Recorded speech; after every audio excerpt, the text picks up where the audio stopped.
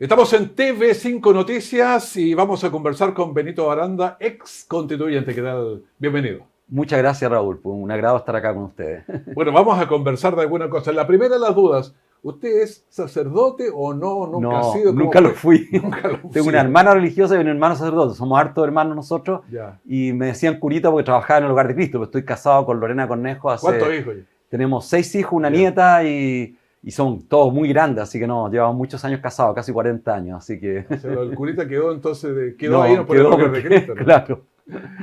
Bueno, ¿cómo fue esta experiencia de ser el constituyente? Bueno, ahora ex constituyente. Fue para mí, por lo menos, como fue una decisión que tomé de poder contribuir a construir la Constitución, particularmente en los derechos sociales. Fue una experiencia muy fuerte, también de mucha consolación espiritual. Yo me iba en transporte público todos los días desde La Pintana hasta el Congreso, hasta el ex Congreso Nacional. Me encontraba con mucha gente, conversaba con mucha gente. Bueno, y eso nunca me había ocurrido en la vida. Me encontré con tanta gente que era distinto al trabajo del hogar. Eran otras personas, otras inquietudes. Y agradezco mucho esta oportunidad de haber podido contribuir a esta propuesta de texto constitucional, pues. Claro, usted trabaja en esto porque lo habíamos entrevistado años antes aquí, Sí, pues, viniendo a claro. Linares. Hace tiempo que no venía ahora a Sí, Linares, pues. pero había venido antes. Sí, pues, y mi trabajo ha sido preferentemente social. Entonces, cuando se armaron las comisiones, yo pedí en el grupo mío, que somos 13 personas, que me dejaran en la Comisión de Derechos Sociales para poder contribuir de acuerdo a la experiencia que había tenido y los estudios que he tenido al respecto.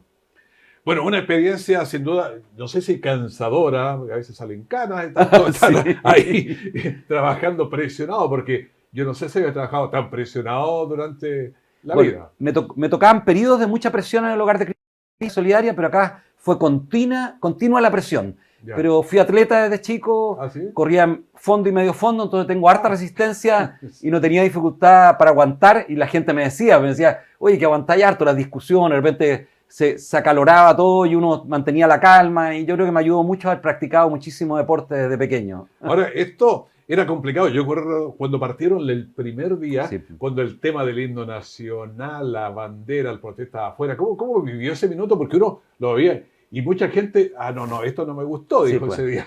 Claro, yo me quedé, si me ven la imagen, yo me quedé parado en el lugar donde me correspondía, que estaba a la mano derecha, ¿no es cierto?, de la persona del Tricel.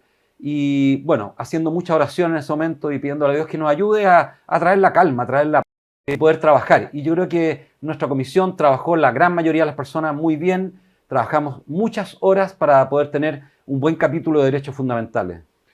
Claro, porque como conversamos con Francisca el otro día cuando la entrevistaba, entonces me hablaba que ella de Parral bien ordenadita, las cosas se hacen así, pero de pronto hay que juntarse con mucha gente que Con piensa mucha. distinto, actúa Claro. distinto. Por supuesto, y no solo que piensa distinto, sino que también ocurría que muchas veces algunas de las personas de cualquiera de los grupos, cuando hablaba en la comisión, hablaba más para sus redes sociales que para nosotros. Entonces, costaba a veces establecer diálogo porque lo que estaba hablando, que a veces sonaba con mucha virulencia, con mucha rabia, uno decía, pero eso no ayuda al diálogo. Pero era porque después lo subía, no sé, a una red social.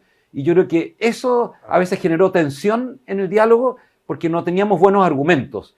La gran mayoría buscábamos buenos argumentos y los fundamentados y teníamos mucha diferencia a veces, pero bueno, había que trabajar para llegar a los 2/3, que era bien complejo. Claro, esto de las redes sociales es medio complicado porque nos pasa a nosotros, uno va a entrevistar a alguien y pone su teléfono ahí y empieza, pero está en un tubo, él está hablando, paremos eso y Claro. conversemos aquí, porque así no se puede, porque él está hablando con un grupo Claro, específico. y yo creo, Raúl, también que se producía allí que un grupo de nosotros no queremos tener carrera política después. No queremos, ¿no es cierto?, tener un cargo electoral, sino que queríamos contribuir para tener una nueva constitución. Y hay otras personas que legítimamente quieren tener carrera política después, que a partir de esto quieren hacer una carrera política y lo pueden hacer muy bien. De todos los partidos políticos, no quiero hacer Sí, aquí claro. una... Y me parece correcto. Pero claro, ahí entra entonces el juego de que lo que tú decías, tú estás hablando más para su público, para consolidarse en su legitimidad política.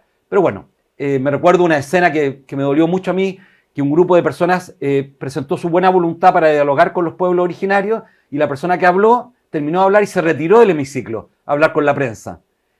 Y justo los pueblos originarios le respondieron a él de buena voluntad y le dijeron ok, pero no estaba en el hemiciclo porque había hecho un punto de prensa afuera.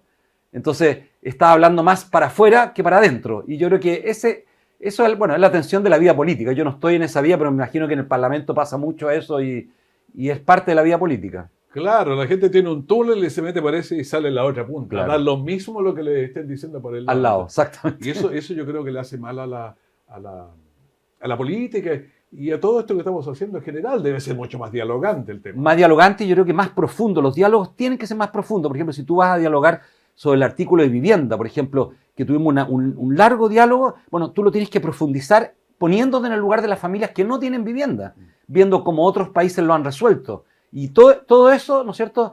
Bueno, costaba a veces porque estaba esta batalla más política de algunas personas, ¿eh? No eran la gran mayoría, eran un grupo de personas. No, yo creo que era una minoría, pero igual metía mucho ruido. Ahora, las constituciones siempre tratan de unir al máximo porque es cómo vamos a jugar el fútbol. Si ojalá con el reglamento estén todos de acuerdo, Claro. cómo vamos a jugar. Pero acá como que todavía no estamos ni siquiera en la mitad, pero pongamos que estemos mitad. Entonces, ¿cómo subimos al 60, 70, Claro. 80%? A ver, lo que yo digo, me han puesto muchos ejemplos España. España, claro, al término de una dictadura prolongada, ¿no es cierto?, se puso de acuerdo políticamente para una nueva constitución. En el caso nuestro de Chile, en 1990, no nos pusimos de acuerdo para una nueva constitución. Tuvo que venir un estallido social, o sea, una crisis social fuerte. Y la crisis viene cuando se polariza la sociedad.